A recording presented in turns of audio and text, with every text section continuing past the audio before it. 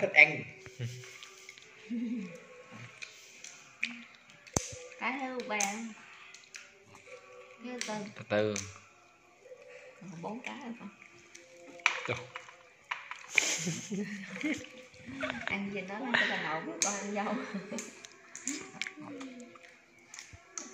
Chua mà chua ngọt ngọt á. Cho nên anh nhanh giờ anh thích ăn. Hồi nãy ra đi cũng tốt năng lượng.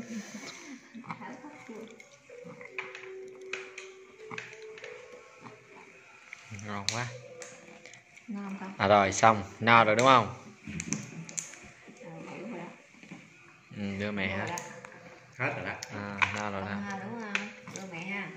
Rồi lau tay này con, lau tay này, khăn này, lau tay này Tôm. Đây khăn lau tay con. Không miệng.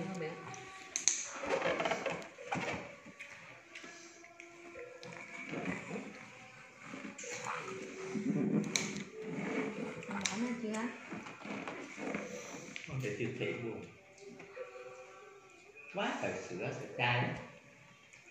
Bị chua. Về mẹ đúng không? Mẹ cũng đã rồi mẹ.